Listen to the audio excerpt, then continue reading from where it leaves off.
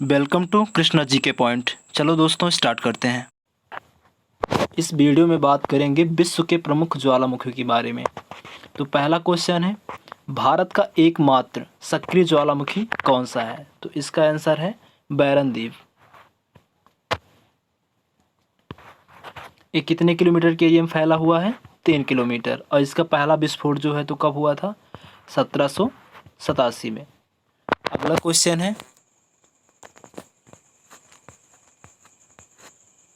ज्वालामुखी कितने प्रकार के होते हैं? तो ज्वालामुखी दोस्तों 3 प्रकार के होते हैं। पहला ये हो जाएगा सक्रिय ज्वालामुखी, दूसरा प्रसुप्त ज्वालामुखी। सक्रिय ज्वालामुखी मतलब जो हमेशा उद्गित रहता है, और प्रसुप्त ज्वालामुखी जो बीच बीच में विस्फोट होता रहता है, और मृत और शांत, यह हमेशा के लिए मृत हो जाता है, मतलब उद्गार नहीं होता इसका। तीसरा नंबर हो जाएगा। अगला नंबर क्वेश्चन है,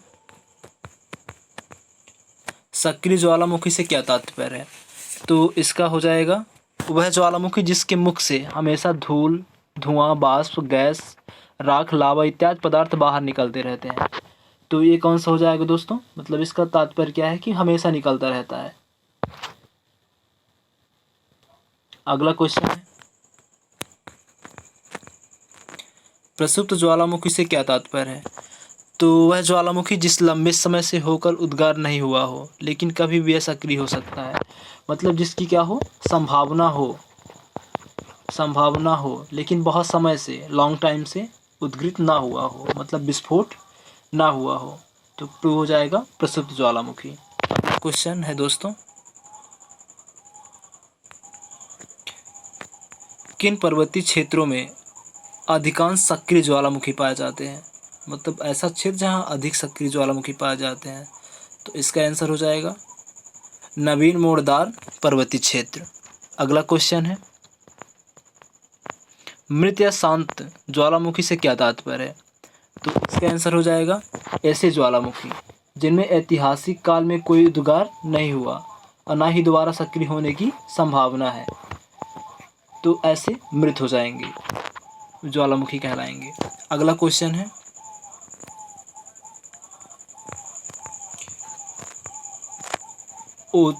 ओजस डेल सलाडो कहाँ स्थित है? तो इसका सही आंसर हो जाएगा एंडीज पर्वत, मतलब अर्जेंटीना चील देश की सीमा पे एंडीज पर्वत श्रृंखला वहीं पाई जाती है, उसी में है। अगला क्वेश्चन है दोस्तों, एयरबस ज्वालामुखी कहाँ स्थित है? तो इसका सही आंसर हो जाएगा अंटार्कटिका महाद्वीप। अगला क्वेश्चन है, सक्रिय ज्वालामुखी बैरन द्वीप किस स्थान पे है? तो यह भारत के कहाँ हो जाएगा? यह भारत में स्थित है, भारत के अंडमान निकोबार द्वीप समूह पे स्थित है। अगला क्वेश्चन है दोस्तों, कौन से महाद्वीप से एक भी ज्वालामुखी नहीं है? मतलब ऐसा महाद्वीप जहाँ एक भी ज्वालामुखी नहीं है, वो है ऑस्ट्रेलिया। अगला क्वेश्चन है दोस्तों, विश्व का सबसे ऊंचा ज्वालामुखी पर्वत कौन सा है? तो हो जाएगा कोटोपैक्सी। इस समय कहाँ है दोस्तों? इक्वेडोर पे।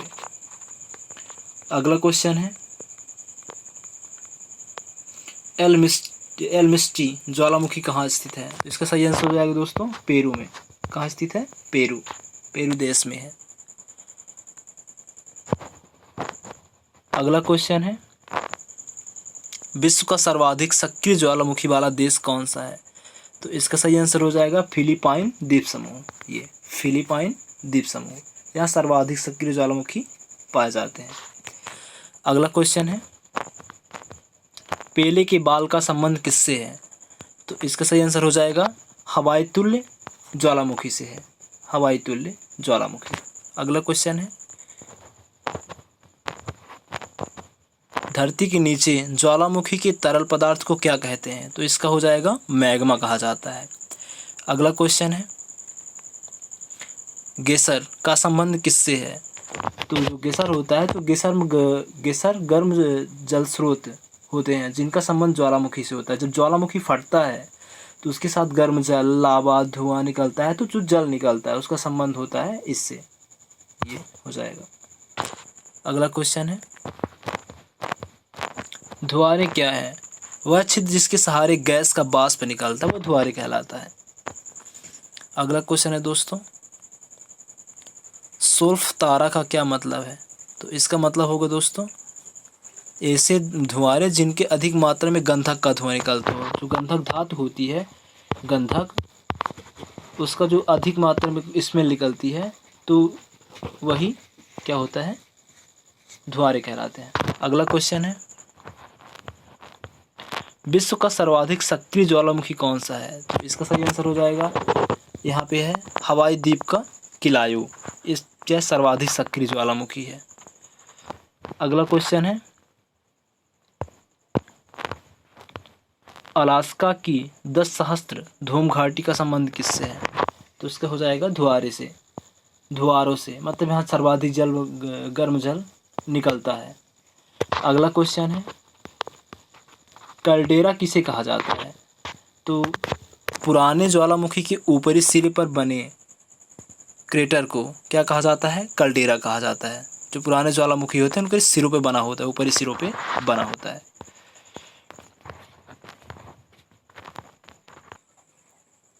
अगला क्वेश्चन है, किन महादेशों के तटीय भागों में सबसे अधिक सक्रिय ज्वालामुखी पाए जाते हैं? तो इसका आंसर मतलब दिया है, आंसर होगा अमेरिका और एशिया, यहाँ जो है तो सर्वाधिक सक्रिय इनके तटीय क्षेत्रों में पाए जाते हैं। अगला क्वेश्चन है, जापान का आसो संबंध किससे है? तो इसका सही आंसर हो जाएगा काल्डेरा। अगला क्वेश्चन है, ज्वालामुखी में जल वाष्प की मात्रा कितनी होती है? तो 80 से 90%। अगला क्वेश्चन, विश्व का सबसे ऊंचाई पर स्थित सक्रिय ज्वालामुखी कौन सा है? तो इसका आंसर हो जाएगा ओजस डेल सलाडो। अगला क्वेश्चन है, पोसा मैगा क्या है? मैग्ना, तो ये हो जाएगा जापान में ज्वालामुखी पर्वतों की श्रृंखला, तो इसे क्या कहा जाता है? ये है फोसा मैग्ना कहा जाता है। अगला क्वेश्चन है, सिंडर किसे कहते हैं? तो हवा में उड़ा लावा जब ठंडा होकर छोटे छोटे टुकड़ों में गिर जाता है तो उसे सिंडर कहते हैं। जब ज्वालामुखी फटती है तो उसमें बहुत सारे धातुओं के पिघले हुए लावा निकलता है और ठंडा होकर छोटे छोटे टुकड़ों में आता है तो उसे सिंडर कहते हैं, सिंडर। अगला क्वेश्चन है, संसार में सबसे अधिक ऊंचाई पर स्थित शांत ज्वालामुखी कौन सा है? तो ये हो जाएगा एंडीज पर्वत श्रृंखला पे स्थित है आपका, ये क्या है? एकाकागुआ, ये हो जाएगा, सबसे मृत है और ऊंचे स्थित है। अगला क्वेश्चन है, सक्रिय ज्वालामुखी अधिकांश कहाँ पाया जाता है? तो ये हो जाएगा प्रशांत महासागर के तटीय भागों में। अगला क्वेश्चन है, किस ज्वालामुखी की आकृति गोभी के फूल जैसे होती है? बाल्केनियन, इसका आंसर होगा बाल्केनियन। अगला क्वेश्चन, प्रकृति का सुरक्षा बल्ब किसे कहा जाता है? तो हो जाएगा ज्वालामुखी। धन्यवाद दोस्तों, फिर मिलते हैं अगले वीडियो में।